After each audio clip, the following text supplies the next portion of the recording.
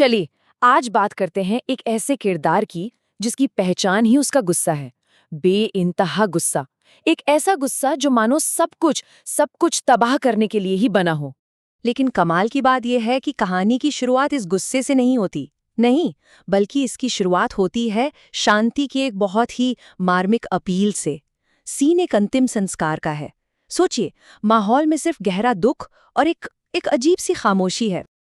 तो एक तरफ धार्मिक रीतियां चल रही हैं, शोक का माहौल है, लेकिन उसी खामोशी के बीच हवा में एक सवाल तैर रहा है। सवाल है, क्या तुम्हें लगता है कि वो आएगा? ऐसा लगता है जैसे जैसे ये किसी आने वाले तूफान से पहले की शांति हो। और बिल्कुल, ये जो नाजुक सी शांति है ना, ये अब टूटने वाली है। और यही तो कमाल है। एक तरफ ये शांति और दूसरी तरफ जो अराजकता आने वाली है, इन दोनों के बीच का जो ये टकराव है, वही हमारे किरदार के आने का मंच तैयार करता है। और फिर वो शांत माहौल अचानक कुछ बहुत ही आक्रामक अनजानी आवाजों से जैसे फट पड़ता है। ये आवाजें किसी बातचीत की नहीं है, नहीं, ये सीधे सीधे आदेश हैं। ऐसे आदेश जो वहां के हर नियम, हर सम्मान को तोड़ रहे हैं। पहली ही आवाज, पहली चीख, हटो। एक सीधा सपाट आदेश। बस एक झटके में उस जगह की सारी शांति, सारा सम्मान खत्म। ये एक साफ संकेत है कि कोई घुस आया है। और फिर फौरन आक्रामकता का लेवल और ऊपर चला जाता है। बाहर निकलो। अब ये सिर्फ हटने के लिए नहीं कहा जा रहा, ये तो एक तरह से जबरदस्ती बाहर फेंकने की धमकी है। और फिर ये चीख है, ये सिर्फ एक शब्द नहीं है, ये उस गुस्से की असली कह सकते हैं एक जानवर जैसी फितरत को दिखाती है। एक बेकरार पुकार कि बस मेरी तरफ देखो और रास्ता खाली करो। तो ये जो अचानक इतनी हिंसा हो रही है, इससे दिमाग में एक ही सवाल आता है, आखिर ये अनदेखी ताकत है कौन और इसका मकसद क्या है? और मजे की बात यह है कि इस सवाल का जवाब वहां किसी के पास नहीं है। जो लोग वहां मौजूद हैं वो तो पूरी तरह से कंफ्यूज्ड हैं। उन्हें समझ ही नहीं आ रहा कि ये हो क्या रहा है। अब जरा लोगों की बातें सुनिए। कोई कह रहा है ये हो क्या रहा है, कोई पूछ रहा है वो क्या कर रहा है। मतलब कोई भी उसे एक असली खतरा नहीं समझ रहा।